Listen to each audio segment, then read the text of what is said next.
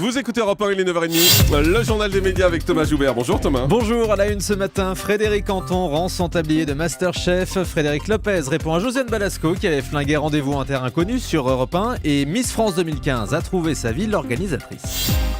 Et on commence donc avec Frédéric Canton qui confirme son départ de Masterchef. Oui, je vous en disais un mot. Hier matin, le grand chef annonce ce matin dans Le Parisien qu'il ne remplira pas dans le concours culinaire de TF1. Il a pris sa décision après la finale de la saison 4.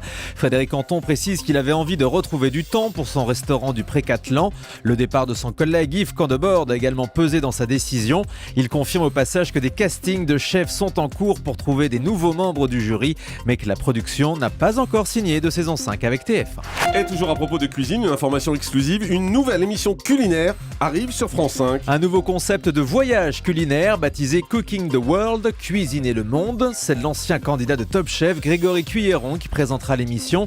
Il nous fera découvrir ce que les étrangers pensent de la gastronomie française. À chaque étape, Grégory Cuilleron sera accompagné par un chef local qui lui fera découvrir les saveurs du pays. En retour, il cuisinera des plats français. Et à la fin, les deux chefs devront mélanger leurs recettes et leurs ingrédients. Il s'agit d'une création française originale à voir bientôt sur France 5. Il s'appelle Cuilleron comme une cuillère ? Oui.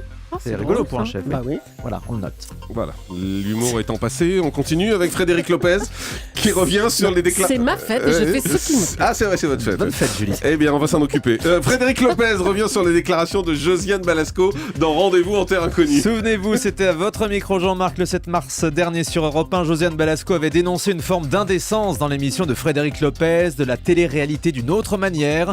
L'animateur de Rendez-vous en terre inconnue était invité sur Canal+ hier soir. Voilà ce qu'il lui a répondu. Je sais qu'elle a dit des mots assez durs et tous les gens autour de moi ont voulu me le dire et moi j'ai dit elle a le droit de dire ce qu'elle veut. C'est super important de pouvoir dire ce qu'on veut. Ouais. Et moi j'ai le droit de pas le savoir. J'ai le droit de Enfin, pas le les savoir. gens qui sont là ont quand même envie de Ah mais savoir. tant pis, mais vous leur direz quand je serai parti. Vous l'avez dit, entre 6 et 8 millions de gens qui aiment. Et on vient m'interroger sur une personne qui aime pas. Et des gens qui aiment pas, il y en a plein d'autres. Si je voulais plaire à tout le monde, je serais fou. Donc elle fait partie des gens qui aiment pas. Après on m'a dit un petit peu ce qu'elle avait dit, j'ai compris qu'elle l'avait pas vu. Mais honnêtement, c'est pas très important. Gérard Jugnot fait partie de la bande du Splendide. Ouais. Je la connais pas, je le connais. Il est parti au bout du monde, il a adoré. Il y a des millions de gens qui aiment, des centaines d'invités. Le journal Le Monde a dit un programme inattaquable pour peu qu'on l'ait regardé.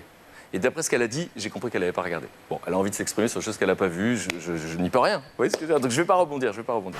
Voilà, Frédéric Lopez, peace and love.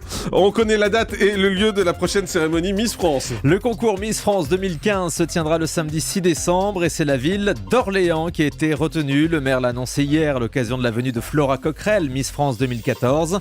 La cérémonie aura donc lieu dans sa région d'origine. Orléans a été choisi pour ses capacités d'accueil avec notamment son zénith et son parc des expositions. Chartres postulait également mais a été recalé pour des raisons techniques. Rendez-vous avec les futures prétendantes et Jean-Pierre Foucault début décembre, donc en direct sur TF1.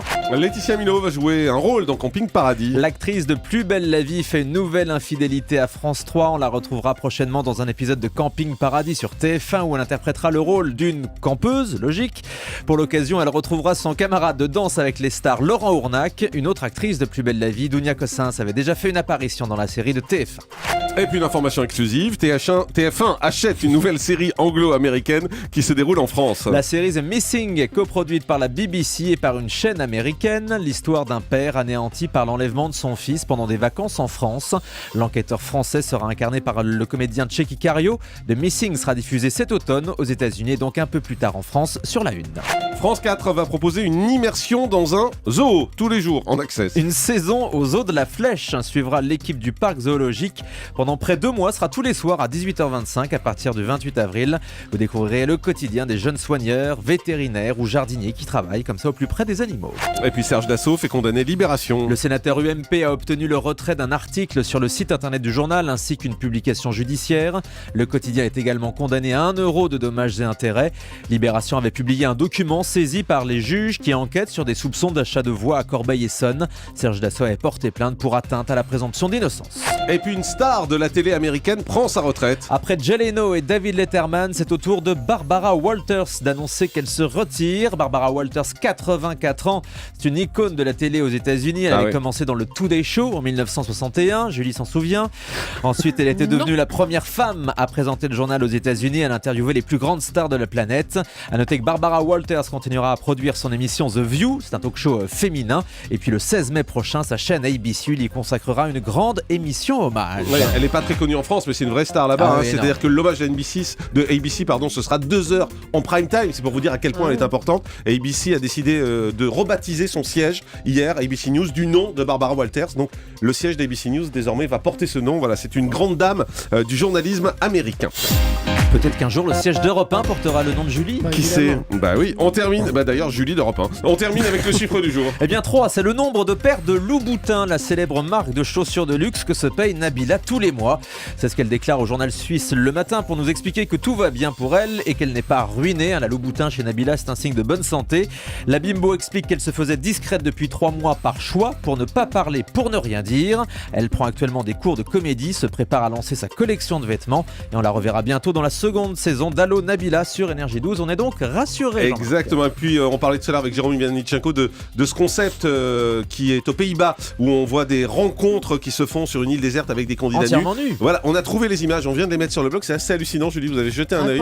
C'est incroyable. Ils sont vraiment totalement nus. Ouais. Voilà, et ils se rencontrent. On se demande ce que ça donne et jusqu'où ça va aller. En tout cas, c'est assez surprenant. On vient de mettre les images en ligne. Le grand direct des médias, Jean-Marc Morandini.